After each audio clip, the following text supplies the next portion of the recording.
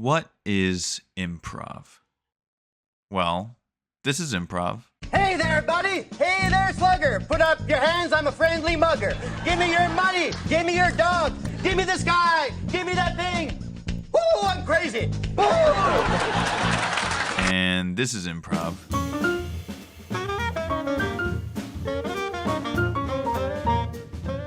And this is improv.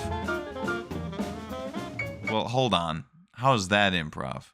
Improvisation, often shortened to improv, is the act of creating and performing music, drama, or verse spontaneously or without preparation. In recent years, improv has begun to grow in popularity with its connection to comedy, such as its use in shows like Whose Line Is It Anyway?, Middleditch and Schwartz, and Curb Your Enthusiasm. However, it's not often that we see a film that was made using improvisation because, well, how do you do pre-production for an improvised film? How can you create a deep, moving story if you can't prepare those powerful lines in advance? What do you want me to do then? How do you want me to make you loose then? Not asking me to be loose! In this video, I want to focus on how improvisation can and has been utilized by filmmakers in the past. Through the use of literary improvisation, filmmakers can create scenes that feel genuine, in the moment, and real, without worrying about the struggles that come from performing full on-set improvisation. Not only this, but literary improv is a tool that can aid writers in the development of their scripts and maybe even get you over an ass-kicking writer's block. But to fully understand how the greats used improvisation in their films, we must first understand why.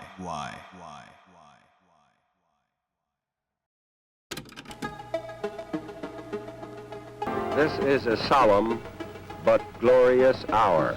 Yesterday morning at 2:41 a.m. at General Eisenhower's headquarters, The forces of Germany have surrendered to the United Nations. The Following the end of World War II, existentialism began to spread like wildfire throughout all mediums of art.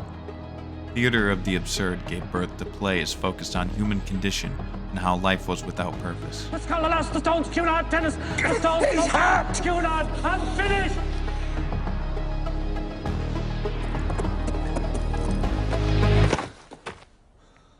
Avenged!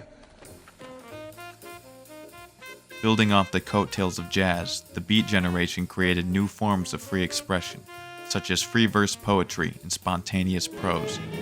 We cough blood on this earth, now there's a race for space. We can cough blood on the moon soon.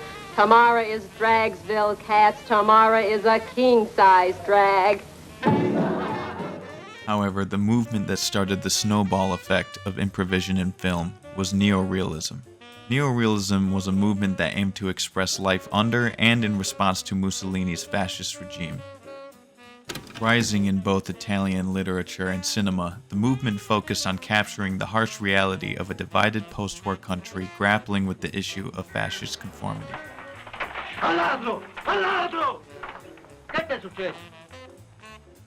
This movement also continued to inspire other non-conforming literary movements, such as the French New Wave, headed by film critics and directors like André Bazin, Jean-Luc Godard, Agnes Varda, and François Truffaut.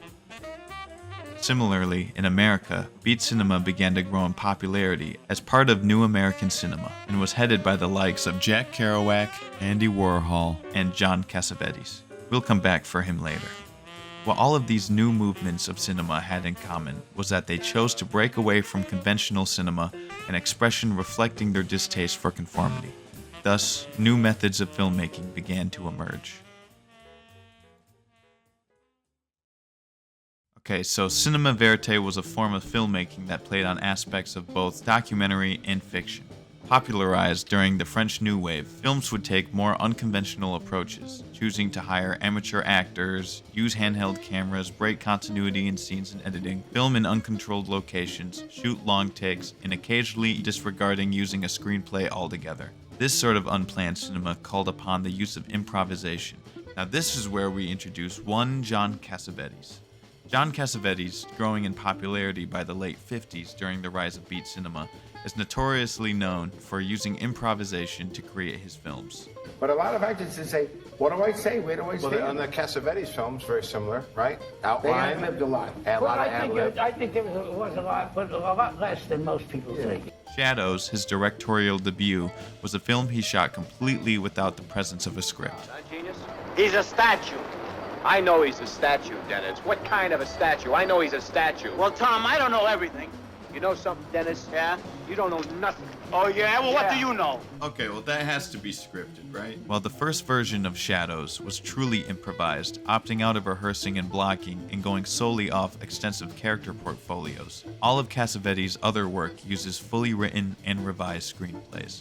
While Cassavetes also did implement Cinéma Vérité style in the shooting of his films, his notorious use of improv was primarily during writing stages of the screenplay. Toast to all the cowards in the world who never mix their drinks. May they one day wake up and find out this is a crazy mixed-up world. Great! I made that up myself. Cassavetes would provide the actors' character bios and then shoot a several-hour-long improv scene where the character relationships were defined and developed.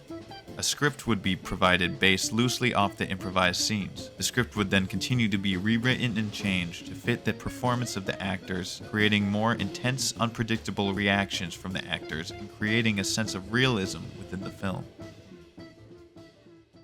But Cassavetes wasn't the only director of the time to follow this sort of literary improvisation.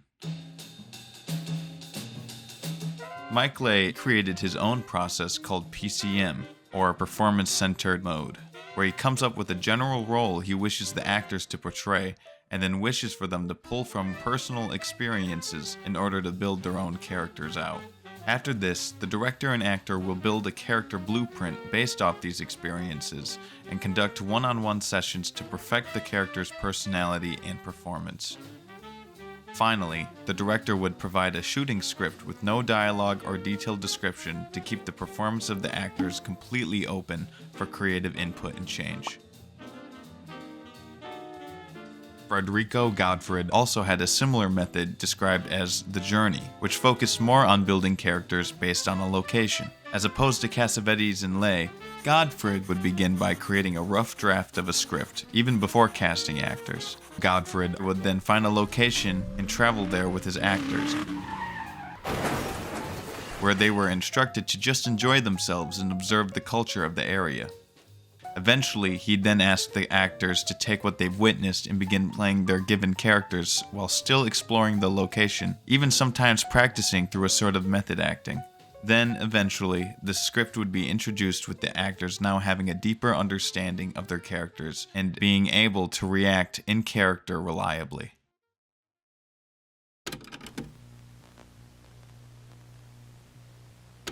These three instances of improvisation are each unique in their own way. However, they stand testament to the power improvisation can have in the filmmaking process. By allowing actors to develop their own characters and utilizing Cinéma Vérité, these filmmakers have been able to create films that capture a sense of realism and character depth. This isn't to say that filmmakers can't write scenes that feel real, but this method of character building ensures that the actors are able to give their best in order to portray a believable character. So next time you're stuck in the writing process and you're looking for a way to better understand your story, grab a few friends and try a little improv. Who knows what you'll come up with. All right. What kind of bird always says the name of our next band? Oh, I guess, Tern? an Arctic tern? And what sound does an Arctic tern make? Backstreet Boys?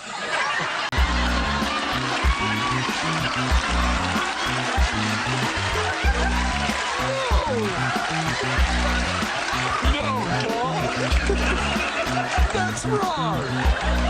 Why don't you tell us what's right?